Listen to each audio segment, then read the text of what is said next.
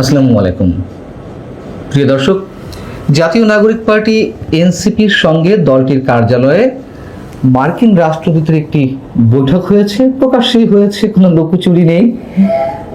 তো সেই জায়গা থেকে মনে হতে পারে যে মার্কিন কর্মকর্তাদের যে খবরদারি বাংলাদেশে প্রায় দেখা যায়, সেই জায়গা থেকে এটাই স্বাভাবিক। আবার কারো কারো কাছে হাস্যকর মনে হয়েছে, তবে আমার কাছে অনেক বেশি গুরুত্বপূর্ণ, নিঃসন্দেহে গুরুত্বপূর্ণ।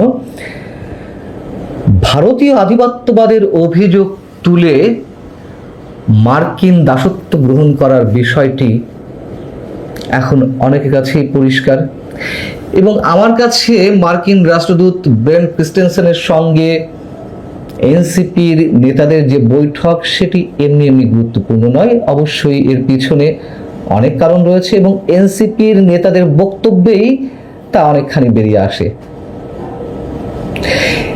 এনসিপির পক্ষ থেকে যে বিবৃতি দেওয়া হয়েছে গণমাধ্যমে সেই বৈঠক সম্পর্কে, সেখানে কি বলা হয়েছে খেয়াল করুন।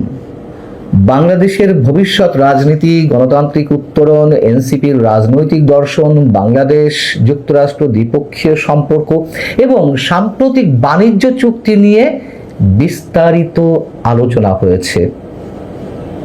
আলোচনায় এনসিপি নেতারা কি বলেছেন তাদের বক্তব্যই শুনুন। আলোচনায় এনসিপি নেতারা সাম্প্রতিক বাণিজ্য চুক্তির বিভিন্ন দিক নিয়ে জনগণের মধ্যে বিদ্যমান প্রশ্ন ও উদ্বেগের বিষয়গুলো তুলে ধরা হয়। খেয়াল করুন, জনগণের বিদ্যমান প্রশ্ন এবং উদ্বেগ, তাদের নিজেদের কোনো উদ্বেগ নেই এই চুক্তি নিয়ে। তারা তো অনেক বোদ্ধা, তারা অনেক কিছু জানেন, তারা বোঝেন। আমি এনসিপি নেতাদের কথা বলছি। তারা ধরে নিয়েছেন যে এই চুক্তির মধ্যে উদ্বেগের কিছু নেই, বিতর্কের কিছু নেই, কিন্তু জনগণের মধ্যে একটা উদ্বেগ রয়েছে, তো সেটি তুলে ধরা হয়। তাও এই কথাগুলো কখন বলা হলো? যখন ইউনূসের সময় থেকে এই চুক্তির প্রারম্ভিক কাজ চলছিল, নির্বাচনের মাত্র কদিন আগে এই চুক্তি সম্পাদিত হলো, বিএনপি ক্ষমতায় এসেছে, আরো 5 মাস হয়ে গেছে। এই 1-1.5 বছর তাদের মুখে কোনো টু শব্দটি নেই।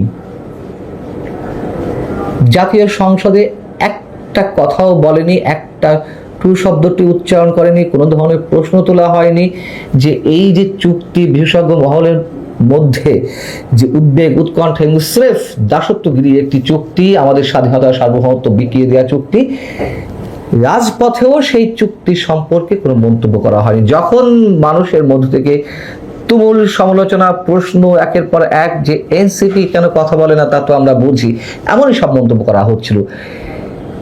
তারা তো সে কথা বলবে না, সে সাহস তাদের নেই। এখন মিস্টার ইউনূস, বিএনপি, এনসিপি, জামাত সবাই মিলেমিশে এই চুক্তি করেছে, এটা ওপেন সিক্রেট। অতএব সেই জায়গা থেকে এই চুক্তি নিয়ে কোনো ধরনের প্রশ্ন তোলার সাহস তাদের নেই। যেহেতু জনগণ সমালোচনা করছে, সেই জায়গা থেকে কিছু একটা বলতে হয়।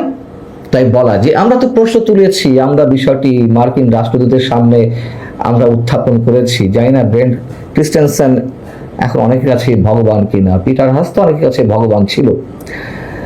তো সংবাদ বিজ্ঞপ্তিতে আরো যদি বলা হচ্ছে, এখানে বলা হচ্ছে এই যে প্রসঙ্গটি ব্রেন্ট ক্রিস্টেনসেনের সামনে তোলা হলো, তার জবাবে তিনি বলছেন, মানে তিনি মার্কিন প্রতিনিধি দলের হয়ে সেসবের ব্যাখ্যা দেন চুক্তি সম্পর্কে এবং চুক্তিটির গুরুত্বের সঙ্গে পর্যালোচনা আহ্বান জানান। কাদের আহ্বান জানিয়েছেন তিনি? এনসিপি নেতাদেরকে নাকি জনগণকে? তিনি আবার বলছেন এই চুক্তি ভবিষ্যতে দুই দেশের মধ্যে বাণিজ্য ও অর্থনৈতিক সহযোগিতার নতুন সুযোগ সৃষ্টি করবে এবং উভয় দেশের জনগণের জন্য ইতিবাচক ফল বয়ে নিয়ে আসবে। মানে একেবারে পাতানো একটা খেলা আমাদের সামনে দেয়া হলো। উনি কি বললেন, তিনি কি বললেন, ইনি কি বললেন, এই দিয়ে একটি প্রেস বিজ্ঞপ্তি পাঠানো হয়েছে এনসিপির পক্ষ থেকে গণমাধ্যমে। মানে কি দুর্বল একটা স্ক্রিপ্ট। সাভারে কদিন আগে এনসিপির একটি অনুষ্ঠানে, একটি জনসভায় ককটেল বিস্ফোরণ করানো হলো। সেই বিস্ফোরণটি কারা ঘটিয়েছিল এখন তো অনেকেই বলছেন যে তারা কি নিজেরাই এই বিস্ফোরণের ঘটনা ঘটিয়েছে মানুষের সিম্প্যাথি পাওয়ার জন্য, আলোচনায় থাকার জন্য। অথবা পুলিশ প্রোটোকল বাড়ানোর জন্য, সেনাবাহিনীর সহযোগিতা পাওয়ার জন্য, সেটা নিয়ে দেখুন আর কোনো টু শব্দটি নেই। ওই প্রথম 2-1 দিন যখন নানান ধরনের উচ্চবাচ্য করলো, দেখলো যে এটি আর মানে কোনো ধরনের কোনো ফিডব্যাক পাওয়া যাচ্ছে না, চুপ হয়ে গেছে।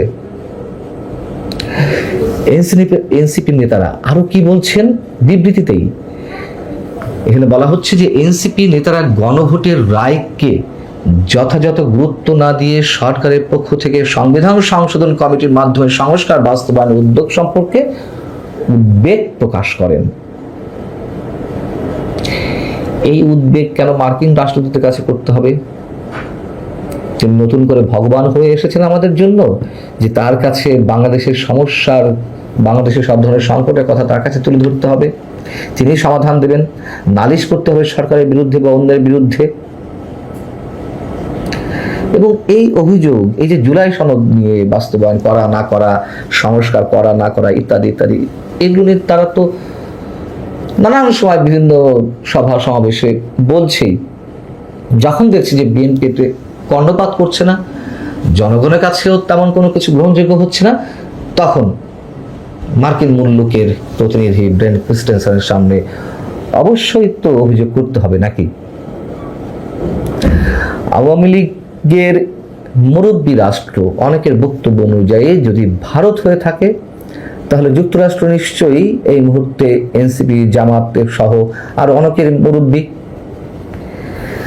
আওয়ামী লীগ দেশকে বিক্রি করে দিয়েছে, তার তো একটা মিনিমাম কোনো চুক্তি আমাদের সামনে উপস্থাপন করতে পারেনি এই যে কথিত বিপ্লবীরা কিংবা ডক্টর ইউনূসের সৈন্য সামন্তরা।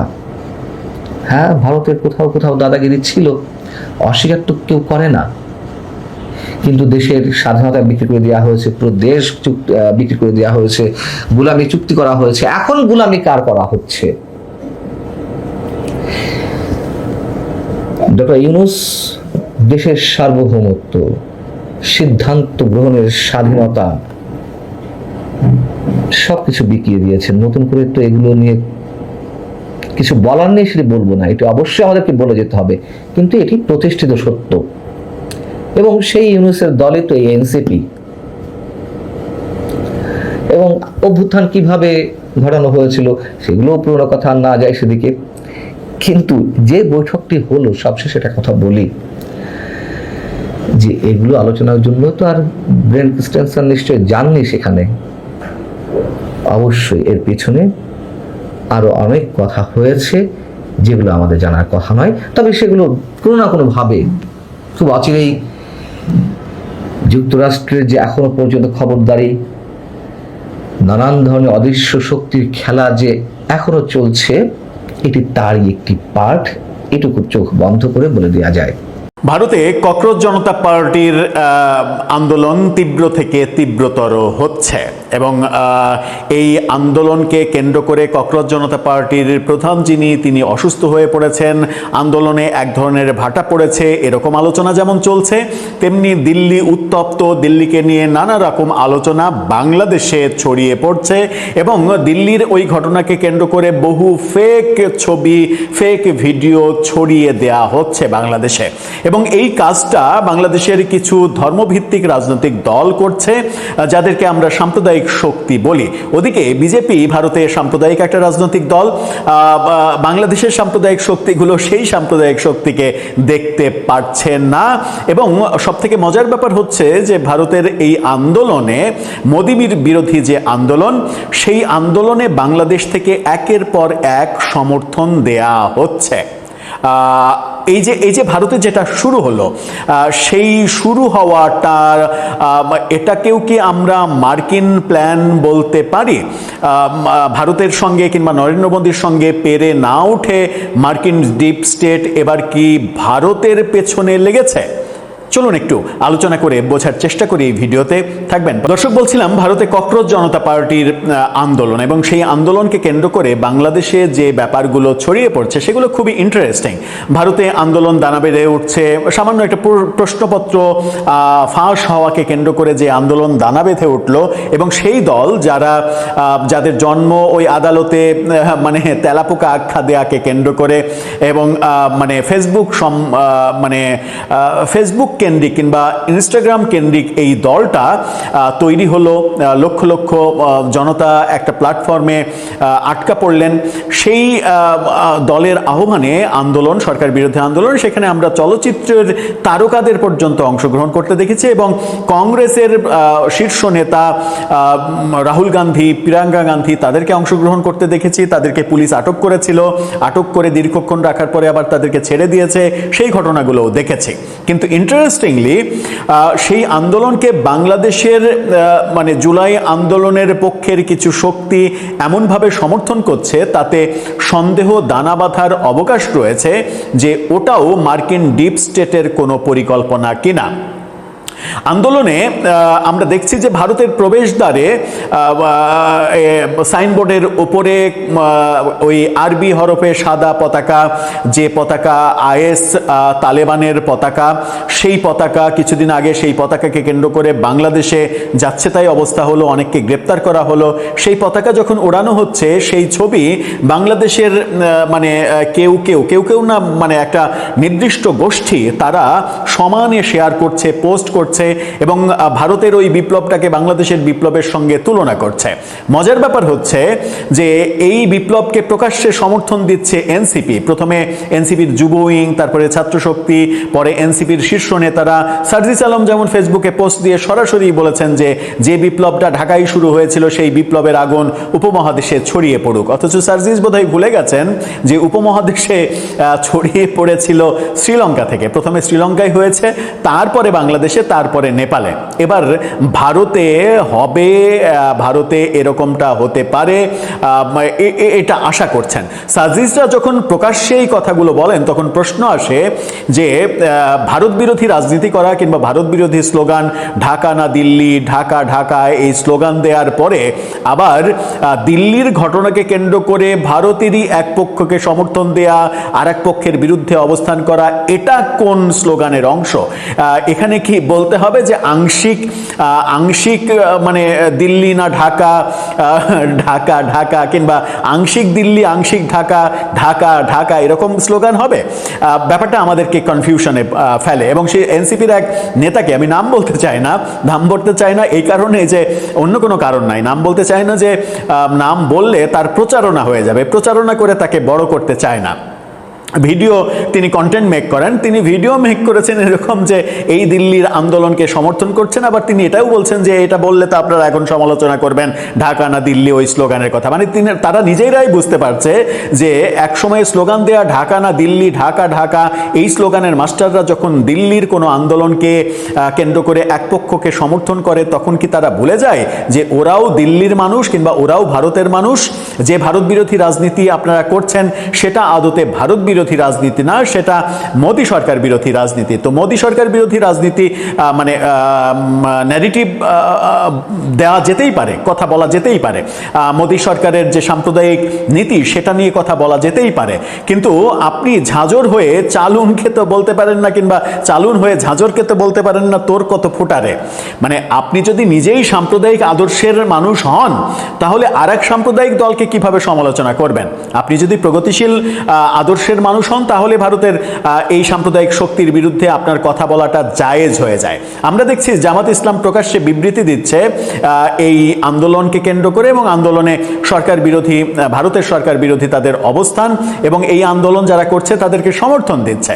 প্রকাশ্যে এই ঘটনাগুলো ঘটছে, প্রকাশ্যে যখন এই ঘটনাগুলো ঘটছে এবং ওই সাদা পতাকা, আরবি হরফে লেখা সাদা পতাকা ওড়ানো, আইএস তালেবানের পতাকা ওড়ানো ছবি যখন বাংলাদেশে অ্যাক্টিভিস্টরা, অনেকেই সাম্প্রদায়িক অ্যাক্টিভিস্টরা যখন সেটা মানে সদর্পে প্রকাশ করছে, পোস্ট করছে, তখন কিন্তু সন্দেহ দানা বাঁধে যে ভারতেও কি এক ধরনের মেটিকুলাস ডিজাইন হয়েছে? ভারতেও কি তাহলে আগামী কিছুদিনের মধ্যে একজন ডক্টর ইউনূসকে প্রয়োজন, যিনি ভারতকে অন্তত 50 বছর পিছিয়ে দেবেন? যেমন আমাদের 1.5 বছরে বাংলাদেশকে অন্তত 20 বছর 30 বছর বছর পিছিয়ে দিয়েছেন। সেই কাজটা ভারতে ঘটানোর জন্য কার আবির্ভাব হবে সেটা একটা বড় বিষয়, নাকি ডক্টর ইউনূসকে ককরোচ জনতা পার্টি আমন্ত্রণ জানাবে যে আপনি তো বাংলাদেশে প্রচণ্ডভাবে সফল হয়েছেন আপনার এজেন্ডা বাস্তবায়ন করতে, আপনি এবার ভারতে আসেন, ভারতের দায়িত্বটা অন্তত 1.5 বছরের জন্য নেন। ব্যাপারটা কি তাই হবে? এই কিছু কিছু অ্যাক্টিভিস্টদের অ্যাক্টিভিজম দেখে সেটাই কেন যেন মনে হচ্ছে যে সেখানেও একটা মেটিকুলাস ডিজাইন আছে এবং সেই ডিজাইন অনুযায়ী আগানো হচ্ছে এবং সেখানে মার্কিন ডিপ স্টেটের আলোচনা আসছে, কারণ বাংলাদেশের আন্দোলনকে কেন্দ্র করে মার্কিন ডিপ স্টেটের আলোচনা বারবার এসেছে। জুলাই আন্দোলনের পক্ষের যারা বয়ান তৈরিকারী তারাই মার্কিন ডিপ স্টেটের কথা বারবার বলেছেন এবং সেটার সত্যতা স্বীকার করেছেন। ব্যাপারগুলো আমরা দেখেছি। ডক্টর ইউনূস নিজেই তো মেটিকুলাস ডিজাইনের কথা স্বীকার করেছেন এবং মুক্তিযুদ্ধের প্রসঙ্গে রিসেট বাটনের কথা বলেছেন। সুতরাং ব্যাপারগুলো খুবই পরিষ্কার। ভারতে তাহলে আমেরিকার এই আগ্রাসনটা কেন হবে?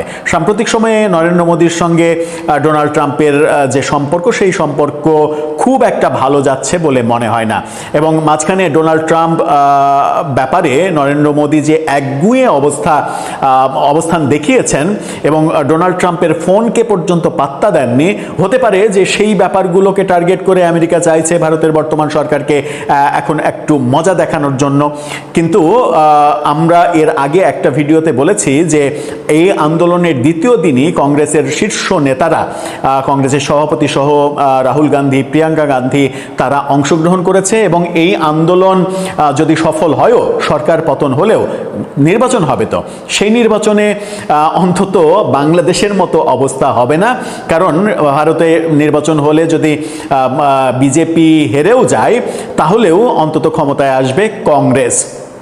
কংগ্রেস যদি ক্ষমতায় আসে তাহলে সেটা ভারতের জন্য খারাপ কিছু হবে না। অন্তত ডক্টর ইউনূসের মতো মেটিকুলাস ডিজাইনের কেউ ওখানে বসার সুযোগ পাবেন বলে মনে হয় না। পৃথিবীর বৃহত্তম গণতান্ত্রিক দেশ হিসেবে তাদের গণতন্ত্র এতটাই মজবুত যে এই ঘটনাটা সেখানে ঘটবে না। সুতরাং আমার মনে হয় যে যারা বাংলাদেশে অতি উল্লাস প্রকাশ করছেন এবং এখনই নানা ধরনের বিবৃতি দিয়ে আন্দোলনের পক্ষের মানুষদেরকে অভিনন্দন জানাচ্ছেন, অদূর ভবিষ্যতে রাষ্ট্র ক্ষমতায়, বাংলাদেশের রাষ্ট্র ক্ষমতায় আসতে চাইলে ভারতের সঙ্গে সম্পর্কের প্রশ্নটা যখন আসবে তখন ভারত কিন্তু এই ব্যাপারগুলোকে মার্ক করে রাখবে। এখন সেটা তাদের জন্য খুব একটা পজিটিভ বার্তা হবে না এবং তাদের রাজনীতির জন্যও পজিটিভ বার্তা হবে না, কারণ বাংলাদেশে 3 দিকে ভারত পরিবেষ্টিত। ভারতকে বাইপাস করে কিংবা ভারতকে ছোট করে ভারতের সঙ্গে কেওয়াজ বাঁধাতে চেয়ে বাংলাদেশের কোনো রাজনৈতিক গোষ্ঠী বাংলাদেশের নীতি নির্ধারণী ক্ষমতায় আসতে পারবে না কখনোই। এটা একেবারে দিনের আলোর মতো সত্য, যেটা গত নির্বাচনেও প্রমাণিত হয়েছে এবং গত নির্বাচনে একটা শক্তির পরাজয়ের পরে সাম্প্রতিক যে তাদের নৈতিক স্খলনের ব্যাপারগুলো দেখা যাচ্ছে সেটা আরো বেশি পরিষ্কার করে যে এই শক্তিকে বাংলাদেশের জনগণ কখনোই সমর্থন করবে না এবং পার্শ্ববর্তী দেশের তো এক ধরনের সমর্থন লাগে, সহায়তা লাগে, সেটা অফ দ্য রেকর্ড, পর্দার আড়ালে যে কোনোভাবেই সহায়তা লাগে, সেই ক্ষেত্রেও তারা যোজন যোজন মাইল পিছিয়ে পড়বে। দর্শক, আপনার কি মনে হয়? আপনার মতামত জানিয়ে এই ব্যাপারে লিখতে পারেন আমাদের কমেন্ট বক্স।